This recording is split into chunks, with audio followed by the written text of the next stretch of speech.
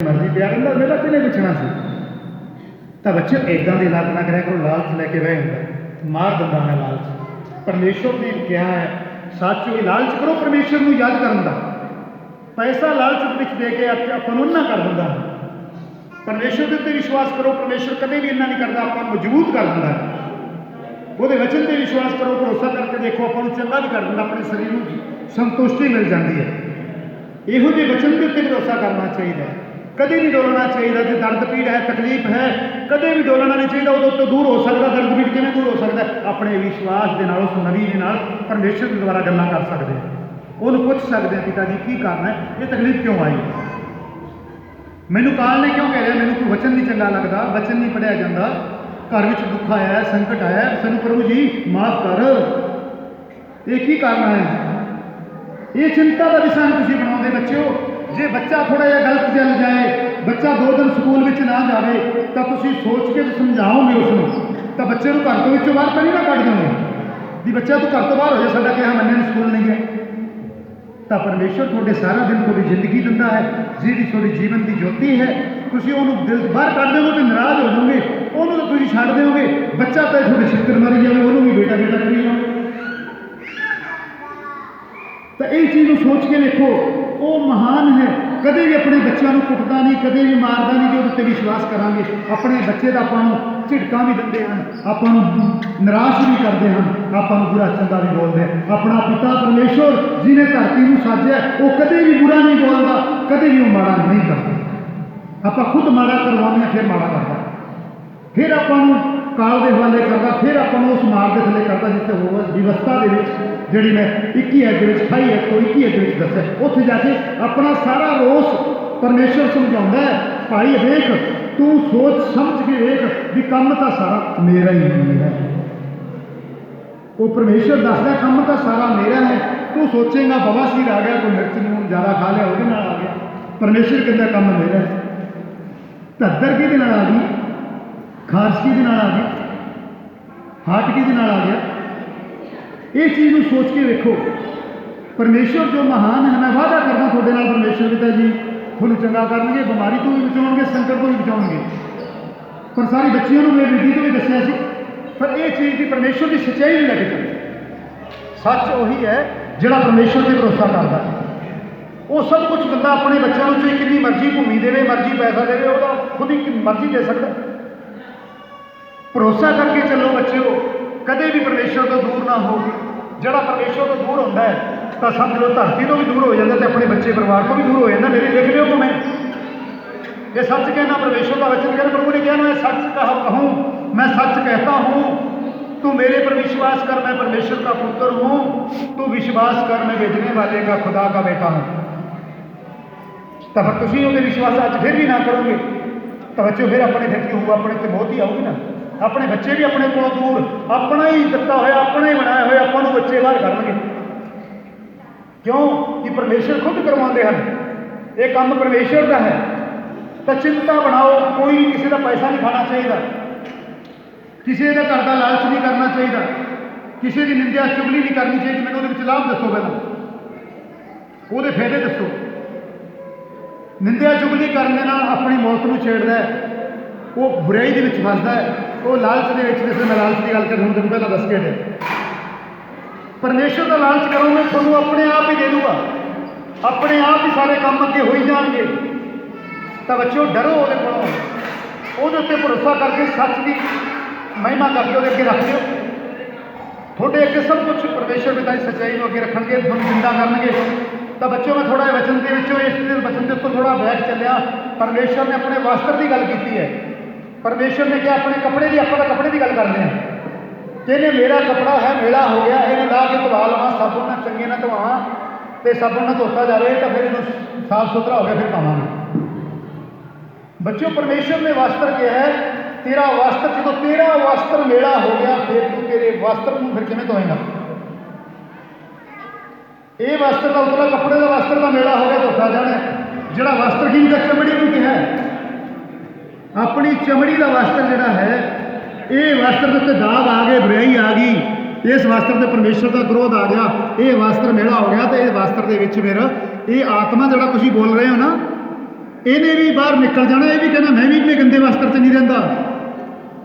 ਜੇ ਤੂੰ ਗੰਦੇ ਕੱਪੜੇ ਵਿੱਚ ਨਹੀਂ ਰਹਿ ਸਕਦਾ, ਮੇਲਾ ਹੋ ਜਾਂਦਾ, ਤੈਨੂੰ ਬਦਬੂ ਆਉਂਦੀ ਹੈ, ਤਾਂ ਮੈਨੂੰ ਤੇਰੇ ਅੰਦਰੋਂ ਬਦਬੂ ਆਉਂਦੀ ਹੈ, ਕਿਉਂਕਿ ਤੇਰੇ ਅੰਦਰ ਬਿਮਾਰੀਆਂ ਹੈ, ਤੇਰੇ ਅੰਦਰ ਪਾਪ ਹੈ, ਤੇਰੇ ਅੰਦਰ ਕ੍ਰੋਧ ਹੈ। ਮੈਂ ਵੀ ਇਹਦੇ ਅੰਦਰ ਬਹੁਤਾ ਚਿਰ ਨਹੀਂ ਰੁਕ ਸਕਦਾ। ਤੇ ਦੱਸੋ ਫਿਰ ਕੀ ਕਰਾਂਗਾ?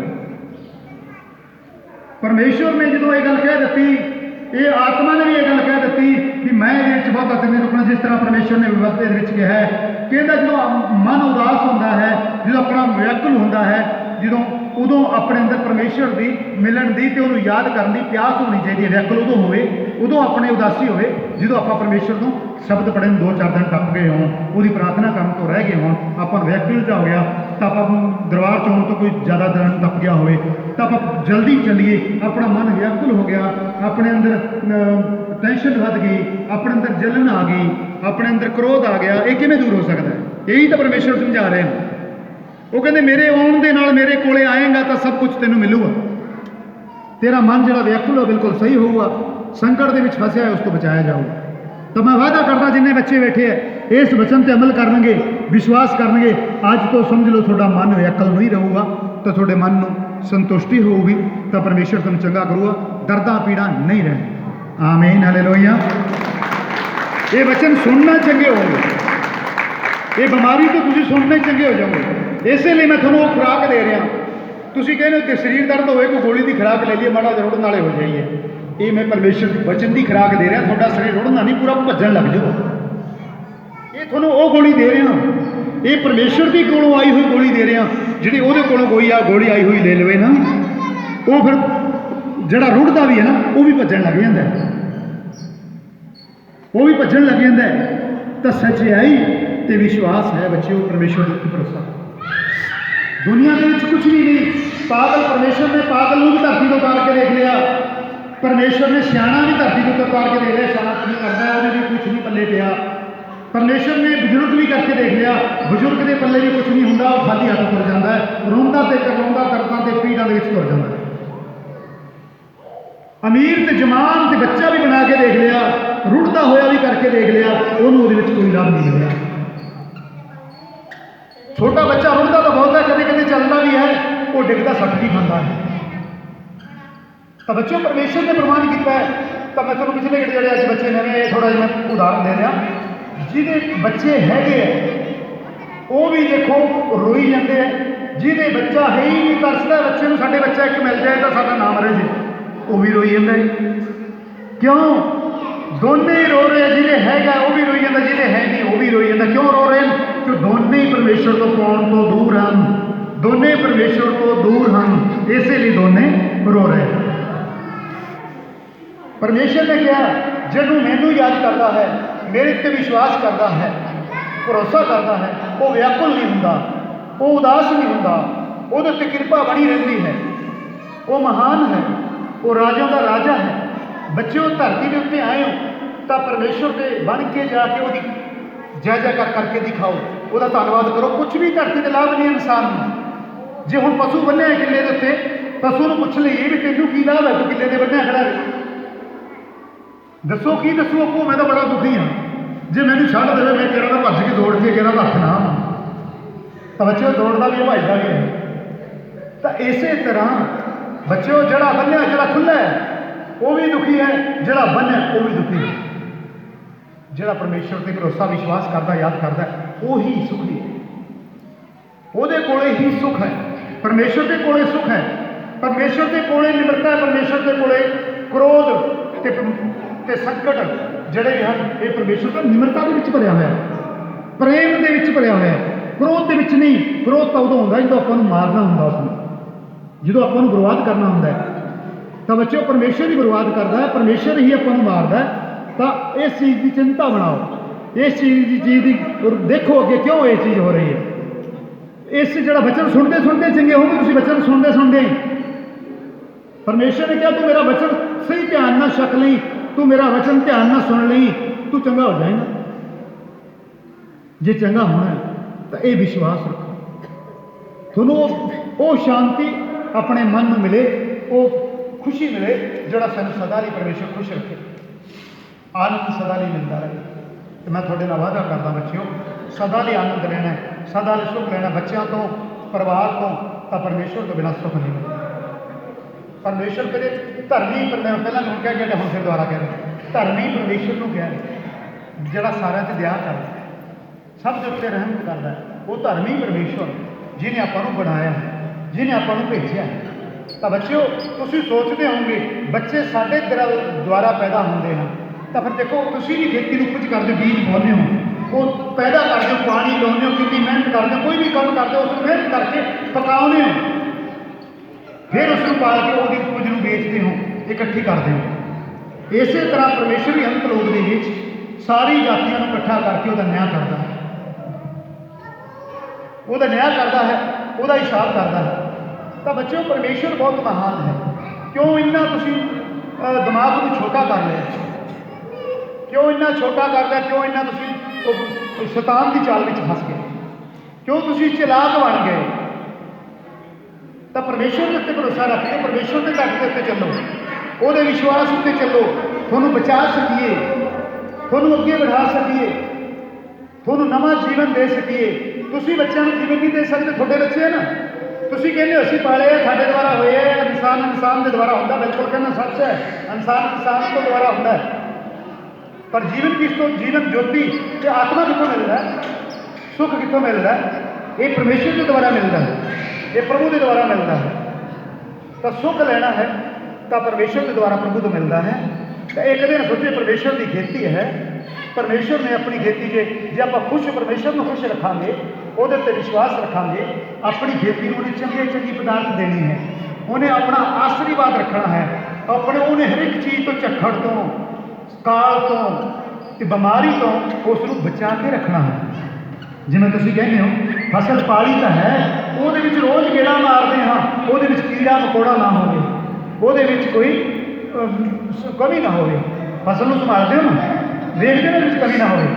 तो परमेश्वर भी थोड़ा इन्ना संभालूगा, इन्ना देखूगा भी ये कोई भी कमी ना हो। थोड़ी उम्र भी लंबी हो, तुम अगे बढ़ो बोलो तो वो मदद थोड़े उत्ते हो। तो बच्चों परमेश्वर की जी मदद है बड़ी महान है। तो ये वचन मैं अगे कर लग्या, पूरा ध्यान में सुनो, मेरे पिछे अगे पिछे थोड़ा परमेश्वर का उदाहरण देने लग्या से। हुण ये वचन के अगे परमेश्वर का वचन की कहता है। हाँ, लड़की ने सांप को नीचे गिराकर कहा, मैंने तुम पर विश्वास किया, फिर तुमने ऐसा क्यों किया? सांप ने कहा, जब तुमने मुझे उठाया था तो तुम जानती थी कि मैं कौन हूँ और कैसा हूँ। यदि हम कहते देखो काल की कह रहे हैं। हम देखो कई बार मैं बहुत बच्चों को देखता, कई गड्डियां के काल की फोटो ला लेंगे, घर के भी काल की फोटो टंग लेंगे। जो तुम काल की फोटो ही टंग के सारे उच्चा बिठा लिया, फिर कहना फोटो सुख दे वह काम की। ये सब ने वो गुड़िया गुमराह करके वह रहन का ठिकाना जेब के बना लिया। तो गुड़िया कहती ठीक ठाक है, चल रही हाँ, वो बाद के दसदा है। तो तुसी भी उस शैतान सिंह ला के जीव ला के उस उत्ते दीवार देते या किसी ट्रैक्टर के उत्ते या किसी साधन के उत्ते ला दोगे, वो तो फिर अपना काम बिचों दस दूंगा ना, फिर की करोगे? इसे नहीं ला रहे हो ना तुसी भी, ये तो उसको फोटो बना के ला रहे हो, तुम उन्होंने अगे कर रहे हो, क्योंकि अगे तो फिर कुड़िया को सब कह रहे तेन कुछ नहीं कर, मैनू बिठा लै, मैनू बचा लै, मैनू ठंड बड़ी लगती है। तो तुम उन्होंने सारा तो अगे बिठा देंगे, वो भी करता है फिर दसदा है। तो फिर आप खुद ही अपना आप हाथी ही मर रहे हैं ना, क्यों काल की फोटो लाई? मैं बहुत बारी देखता, मैंने बड़ा महसूस होता है भी इंसान को इन्ना ज्ञान नहीं, उन्हें इतनी बुद्धि भरी हुई है भी काल की फोटो, वो शैतान की फोटो किस उची, वो सिंह लाए हुए, जुबान लाई हुई है, तो काल की फोटो लाई हुई है कि सारा दुखी भी मारने वास्ते स्वस्थ ही आवे तो कोई रोक ना सके, इसलिए लाई है। तो कदे नहीं लानी चाहिए, कदे भी गड्डी से कितने घर में कितने साधन से या कितने मकान से नहीं लानी चाहिए फोटो, वह विश्वास लाना चाहिए, क्योंकि घर उसी ने बना के दिता है, कोई कौन है घर बनाने वाला? ये परमेश्वर की देन है, ये प्रभु की देन है। तो बच्चों तू घर तू बना लिया, जे अंदरले घर में उन्हें ढा दिता फिर की करेगा? ਜਿਹੜਾ ਇਸ ਘਰ ਦੇ ਵਿੱਚ ਦੇਖੋ ਬਾਹਰ ਅੰਦਰ ਕਰ ਆਪਣੀ ਮਰਜ਼ੀ ਦਾ ਬਾਹਰਲਾ ਘਰ ਹੈ, ਉਹ ਤਾਂ ਤੂੰ ਬਣਾ ਲਿਆ। ਜੇ ਤੂੰ ਜਿਹਦੇ ਵਿੱਚ ਤੂੰ ਬੋਲਦਾ, ਜਿਹਦੇ ਵਿੱਚ ਤੂੰ ਟਿਕਾਣਾ ਕਰਨ ਨੂੰ ਕਰਦਾ ਹੈ, ਉਹ ਤੇਰਾ ਘਰ ਉਹਨੇ ਢਾਹ ਦਿੱਤਾ, ਉਹਨੇ ਮਲ ਦਿੱਤਾ, ਤਾਂ ਫਿਰ ਦੱਸ ਤੂੰ ਫਿਰ ਕੀ ਕਰੇਗਾ? ਡਰ ਉਸ ਪਰਮੇਸ਼ਰ ਤੋਂ ਡਰ, ਪ੍ਰਭੂ ਤੋਂ ਡਰ, ਤੇ ਉਹਦੇ ਉੱਤੇ ਭਰੋਸਾ ਕਰ, ਚਿੰਤਾ ਕਰ, ਫਿਕਰ ਕਰ, ਪਰਮੇਸ਼ਰ ਨੂੰ ਯਾਦ ਕਰਨ ਦੀ ਫਿਕਰ ਕਰ। ਤਾਂ ਬੱਚਿਓ, ਧਰਤੀ ਦੇ ਉੱਤੇ ਕੁਝ ਵੀ ਨਹੀਂ ਹੈ, ਮੈਂ ਕੁਝ ਵੀ ਨਹੀਂ ਮੰਨਦਾ ਪਰਮੇਸ਼ਰ ਤੋਂ ਇਲਾਵਾ। ਸੁੱਖ ਹੈ ਤਾਂ ਉਸੇ ਨੇ ਦਿੱਤਾ ਹੈ, ਉਹਦਾ ਸਭ ਕੁਝ ਹੈ, ਜੋ ਉਹ ਹੈ ਤਾਂ ਸਭ ਕੁਝ ਹੈ, ਨਹੀਂ ਤਾਂ ਕੁਝ ਵੀ नहीं। आमीन। और वचन देखो कि प्रभु जी गलती करता है, यदि हम शैतान के साथ प्रेम का खिलवाड़ करेंगे तो हमेशा हानि उठाएंगे। हालेलुया। परमेश्वर पिता जी कहते हैं, जे तुसी दीवारां ते कंधां ते काल दियां फोटोआं लाओगे ਤਾਂ ਇਹੋ ਜਿਹੀਆਂ ਕਠਿਨਾਈਆਂ ਤੁਸੀਂ ਉਹਦੇ ਕੋਲੋਂ ਪਾਓਗੇ। ਤਾਂ ਫਿਰ ਤੁਸੀਂ ਖੁਦ ਲਾ ਰਹੇ ਹੋ, ਫਿਰ ਤੁਸੀਂ ਖੁਦ ਵਿਸਰ ਰਹੇ ਹੋ। ਫਿਰ ਇਹ ਕਠਿਨਾਈਆਂ ਤਾਂ ਤੁਹਾਨੂੰ ਮਿਲਣਗੀਆਂ, ਇਹ ਸੰਕਟ ਤਾਂ ਫਿਰ ਤੁਹਾਨੂੰ ਮਿਲਣਗੇ, ਕਿਉਂਕਿ ਤੁਸੀਂ ਖੁਦ ਕਰ ਰਹੇ ਹੋ, ਵਿਸ਼ਵਾਸ ਤੁਸੀਂ ਕਰ ਰਹੇ ਹੋ। ਤਾਂ ਪਰਮੇਸ਼ਰ ਨੇ ਕਿਹਾ ਜਿਹੜਾ ਤੁਸੀਂ ਕਰੋਗੇ, ਜੇ ਕਾਲ ਦੇ ਨਾਲ ਤੁਸੀਂ ਪਿਆਰ ਕਰੋਗੇ, ਕਾਲ ਦੇ ਨਾਲ ਤੁਸੀਂ ਸਮਝੌਤਾ ਕਰੋਗੇ, ਤਾਂ ਫਿਰ ਉਹਨੂੰ ਤੁਹਾਡੇ ਨਾਲ ਖਿਲਵਾੜ ਕਰਨਾ ਹੈ ਨਾ। ਉਹ ਤਾਂ ਚੰਗਾ ਨਹੀਂ ਕਰ ਸਕਦਾ, ਉਹਦੇ ਕੋਲ ਤਾਂ ਚੰਗਾਈ ਹੈ ਹੀ ਨਹੀਂ, ਉਹਦੇ ਕੋਲ ਤਾਂ ਇਹੀ ਕੰਮ ਹੈ। ਤਾਂ ਫਿਰ ਤੁਸੀਂ ਚੁਣਨਾ ਹੈ, ਤੁਸੀਂ ਦੇਖਣਾ ਹੈ ਵੀ ਅਸੀਂ ਕਾਲ ਨੂੰ ਕਿਸ ਤਰ੍ਹਾਂ ਭਗਾਉਣਾ ਹੈ, ਕਿਸ ਤਰ੍ਹਾਂ ਉਸ ਨੂੰ ਦਬਾਉਣਾ ਹੈ। ਤੁਹਾਡੇ ਕੋਲੋਂ ਨਹੀਂ ਦਬਾਉਣਾ, ਪਰਮੇਸ਼ਰ ਤੋਂ ਇਲਾਵਾ, ਉਹਦੇ ਵਚਨ ਤੋਂ ਇਲਾਵਾ, ਉਹਦੇ ਨਬੀ ਸੰਤ ਤੋਂ ਇਲਾਵਾ ਨਹੀਂ ਦਬਦਾ। ਤਾਂ ਉਹ ਇੰਨਾ ਮਹਾਨ ਪਰਮੇਸ਼ਰ ਹੈ, ਆਪਣੇ ਬੱਚਿਆਂ ਦੀ ਮਦਦ ਕਰ ਦੇਵੇ, ਉਹ ਸਵਰਦੂਤ ਆਪਾਂ ਨੂੰ ਦੇ ਦੇਵੇ, ਜਿੱਥੇ ਵੀ ਜਾਈ ਆਪਾਂ ਨੂੰ ਰਕਸ਼ਾ ਦੇ ਦੇਵੇ, ਤਾਂ ਕਾਲ ਦੀ ਹਿੰਮਤ ਨਹੀਂ ਆਪਣਾ ਪਿੱਛਾ ਕਰ ਲਵੇ। ਆਮੀਨ, ਹਾਲੇਲੂਇਆ। ਤਾਂ ਬੱਚਿਓ, ਸੱਚ ਜੋ ਹੈ, ਜੋ ਇਹੀ ਹੈ, ਜੋ ਪਰਮੇਸ਼ਰ ਤੋਂ ਬਿਨਾਂ ਧਰਤੀ ਦੇ ਮੈਂ ਤਾਂ ਕੁਛ ਨਹੀਂ ਮੰਨਦਾ। ਤੁਸੀਂ ਪਦਾਰਥਾਂ ਨੂੰ ਚੰਗਾ ਸਮਝਦੇ ਹੋ, ਮੈਂ ਤਾਂ ਨਹੀਂ ਮੰਨਦਾ। ਤੁਸੀਂ ਪੈਸੇ ਨੂੰ ਸਭ ਤੋਂ ਵੱਡਾ ਮੰਨਦੇ ਹੋ, ਮੈਂ ਨਹੀਂ ਮੰਨਦਾ ਵੀ ਪੈਸਾ ਵੱਡਾ ਹੈ। ਸਭ ਤੋਂ ਵੱਡਾ ਪਰਮੇਸ਼ਰ ਹੈ, ਨਾਲ ਪੈਸਾ ਵੀ ਉਹਦੇ ਨਾਲ ਅੱਗੇ ਚੱਲ ਜਾਂਦਾ ਹੈ ਤੇ ਨਾਲ ਅੱਗੇ ਵੱਧ ਜਾਂਦਾ ਹੈ। ਜੋ ਨਾਲ ਹੋ ਤਾਂ ਬੱਚੋ, ਜੀਵਨ ਬਣਾਉਣਾ ਹੈ, ਜੀਵਨ ਸਫਲ ਕਰਨਾ ਹੈ, ਤਾਂ ਸੱਚ ਨੂੰ ਖੜਾ ਕਰੋ, ਉਹਦੇ ਉੱਤੇ ਵਿਸ਼ਵਾਸ ਕਰੋ। ਡਰੋ, ਪਾਪ ਕਰਨ ਤੋਂ ਡਰੋ, ਬੁਰਾ ਚੱਲਣ ਤੋਂ ਡਰੋ। ਪਰਮੇਸ਼ਰ ਨੇ ਵੀ ਕਿਹਾ ਇਸ ਵਚਨ ਦੇ ਵਿੱਚ ਵੀ, ਉਦਾਸੀ ਵਿੱਚ ਵੀ ਕਿਹਾ, ਇਸ ਵਚਨ ਤੋਂ ਅਗਲੀ ਸਾਈਡ ਵਿੱਚ ਕਿਹਾ ਹੈ, ਇਹ ਕੀ ਕਿਹਾ ਹੈ? ਕਹਿੰਦਾ, ਮੇਰੀ ਬੱਚਿਓ, ਤੁਸੀਂ ਤੁਹਾਡੇ ਮਨ ਵਿੱਚ ਇਸ ਤਰ੍ਹਾਂ ਦੇ ਬੁਰੇ ਖਿਆਲ ਆ ਜਾਂਦੇ ਹਨ ਵੀ ਮੈਂ ਬੁਰਾ ਕੰਮ ਕਰਾਂ ਤਾਂ ਕਿਸੇ ਨੂੰ ਕੀ ਪਤਾ ਲੱਗਦਾ, ਤਾਂ ਥੋੜੇ ਸਮੇਂ ਬੁਰਾ ਹੁੰਦਾ ਹੈ, ਫਿਰ ਕੀ ਲੱਗਦਾ, ਫਿਰ ਕੋਈ ਵੀ ਰੱਬ ਨੂੰ ਯਾਦ ਕਰ ਲਵਾਂਗੇ, ਬੁਰੇ ਹੈ, ਕੁਛ ਨਹੀਂ ਹੁੰਦਾ। ਬੱਚਿਓ, ਪਰਮੇਸ਼ਰ ਕਹਿੰਦਾ ਹੈ, ਉਹ ਇੱਕ ਵਾਰੀ ਤੈਨੂੰ ਬੁਰਾਈ ਲੱਗਦੀ ਚੰਗੀ ਹੈ, ਜਦੋਂ ਬੁਰਾਈ ਤੇਰੇ ਸਾਹਮਣੇ ਆ ਜਾਂਦੀ ਹੈ, ਮੌਤ ਦਾ ਫੰਦਾ ਬਣ ਜਾਂਦੀ ਹੈ। ਇਹ ਬੱਚਿਆਂ ਨੂੰ ਕਹਿ ਰਿਹਾ, ਪਰਮੇਸ਼ਰ ਕਹਿੰਦਾ ਹੈ, ਬੱਚਿਓ, ਇਹ ਤੁਸੀਂ ਨਹੀਂ ਕਹਿ ਰਹੀਆਂ, ਇਹ ਬੱਚਿਓ ਤੁਸੀਂ ਨਹੀਂ ਕਹਿ ਰਹੇ, ਇਹ ਕਾਲ ਕਰਦਾ ਹੈ ਕੰਮ ਸਾਰੇ, ਕਿਉਂਕਿ ਤੁਸੀਂ ਉਹ 'ਤੇ ਵਿਸਰੇ ਹੋਏ ਹੋ, ਤੁਸੀਂ ਉਸ 'ਤੇ ਵਿਸ਼ਵਾਸ ਕੀਤੇ ਹੋਏ ਹੋ। ਇਸੇ ਲਈ ਕਦੇ ਵੀ ਬੱਚਿਆਂ ਨੂੰ ਬੁਰਾ ਕਦਮ ਨਹੀਂ ਉਠਾਉਣਾ ਚਾਹੀਦਾ, ਕਿਉਂਕਿ ਤੁਹਾਡੀ ਮੌਤ ਦਾ ਕਾਰਨ ਬਣ ਸਕਦਾ ਹੈ, ਤੁਹਾਡੀ ਬਰਬਾਦੀ ਦਾ ਰਾਸਤਾ ਬਣ ਸਕਦਾ ਹੈ, ਕਿਉਂਕਿ ਪਰਮੇਸ਼ਰ ਵੇਖੀ ਜਾਂਦਾ ਹੈ, ਪਰਮੇਸ਼ਰ ਆਪਾਂ ਨੂੰ ਦੇਖ ਰਿਹਾ ਹੈ। ਤਾਂ ਬੱਚਿਓ, ਡਰੋ ਉਸਦੇ ਕੋਲ। ਕਾਲ ਆਪਾਂ ਨੂੰ ਇੰਨਾ ਕਿਉਂ ਫਸਾ ਰਿਹਾ ਹੈ? ਆਪਾਂ ਕਾਲ ਦੇ ਝਾਸੇ 'ਚ ਨਹੀਂ ਫਸਣਾ। ਤਾਂ ਇਸੇ ਲਈ ਮੈਂ ਕਾਲ ਨੂੰ ਝੁਕਾਉਣ ਵਾਸਤੇ ਤੇ ਕਾਲ ਨੂੰ ਪੈਰਾਂ ਦੇ ਥੱਲੇ ਕਰਨ ਵਾਸਤੇ ਇਸ ਬੱਚੇ ਨੂੰ ਅੱਗੇ ਕਰ ਰਹੀ ਹਾਂ। ਡਰ ਦੀ ਕੋਈ ਲੋੜ ਨਹੀਂ, ਚਿੰਤਾ ਕਰਨ ਦੀ ਕੋਈ ਲੋੜ ਨਹੀਂ। ਇਹ ਪਰਮੇਸ਼ਰ ਦੇ ਉੱਤੇ ਵਿਸ਼ਵਾਸ ਰੱਖੋ, ਉਸ ਕਾਲ ਨੂੰ ਠੁਕਰਾ ਦਿਓ ਜਿਹੜਾ ਆਪਣੇ ਅੰਦਰ ਬੁਰਾਈ ਦੇਵੇ, ਜਿਹੜਾ ਆਪਣੇ ਅੰਦਰ ਬੁਰੀ ਸੋਚ ਦੇਵੇ, ਠੁਕਰਾ ਦਿਓ ਉਸ ਨੂੰ। ਚੰਗਾ ਨਹੀਂ ਉਹ ਤੇਰੇ ਦੱਸਣ ਵਾਲਾ, ਤੈਨੂੰ ਮਾਰਨ ਵਾਲਾ। ਬੱਚਿਆਂ ਨੂੰ ਕੋਈ ਬੁਰਾ ਕੰਮ ਚੰਗਾ ਲੱਗਦਾ ਹੋਣਾ, ਬੱਚਿਆਂ ਨੂੰ ਬੁਰਾ ਕੰਮ ਚੰਗਾ ਲੱਗਦਾ ਹੋਣਾ। ਜਦੋਂ ਉਹਨੇ ਦੱਸ ਲਿਆ, ਫਿਰ ਰੱਬ ਤੋਂ ਵੀ ਦੂਰ ਤੇ ਧਰਤੀ ਤੋਂ ਵੀ ਦੂਰ ਹੋਣਾ ਪੈਣਾ।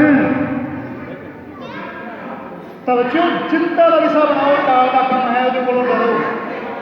ਮੈਂ ਪਰਮੇਸ਼ਰ ਦਾ ਧੰਨਵਾਦ ਕਰਦਾ ਹਾਂ, ਪ੍ਰਭੂ ਦਾ ਧੰਨਵਾਦ ਕਰਦਾ ਹਾਂ। ਇਹ ਬੱਚਿਆਂ ਨੂੰ ਪਰਮੇਸ਼ਰ ਦਾ ਉਹ ਗਿਆਨ ਲੈਣਾ ਚਾਹੀਦਾ ਹੈ, ਕਦੇ ਵੀ ਬੁਰਾ ਕਦਮ ਨਹੀਂ ਉਠਾਉਣਾ ਚਾਹੀਦਾ। ਬੁਰੇ ਕਰਮ ਦੇ ਵਿੱਚ ਕਦੇ ਵੀ ਕੋਈ ਪਾਰ ਨਹੀਂ ਹੋ ਸਕਦਾ, ਕਦੇ ਵੀ ਬੁਰੇ ਕਰਮ ਦੇ ਵਿੱਚ ਕੋਈ ਸ਼ਾਬਾਸ਼ੀ ਨਹੀਂ ਲੈ ਸਕਦਾ, ਕਦੇ ਵੀ ਜਿੱਤ ਪ੍ਰਾਪਤ ਕਰਕੇ ਪਰਮੇਸ਼ਰ ਦੇ ਕੋਲੇ ਨਹੀਂ ਜਾ ਸਕਦਾ ਜਿਹੜਾ ਬੁਰਾ ਕਰਦਾ ਹੈ। ਉਹਨੂੰ ਹਾਰ ਦਾ ਮੂੰਹ ਦੇਖਣਾ ਪੈਣਾ ਹੈ। ਜਿਸ ਤਰ੍ਹਾਂ ਵਚਨ ਮੈਂ ਥੋੜਾ ਹੋਰ ਕਰੂੰਗਾ ਇਸ ਵਚਨ ਦੇ ਵਿੱਚ ਥੋੜਾ ਜਿਹਾ ਵਚਨ ਫੁਰ ਕਿੰਨਾ ਕੁ ਜਗ੍ਹਾ ਹੈ ਇਹਦੇ ਵਿੱਚੋਂ ਯਹੂਨਾ ਦੇ ਬਾਰੇ ਵਿੱਚ ਵੀ ਉਪਦੇਸ਼ ਹਨ।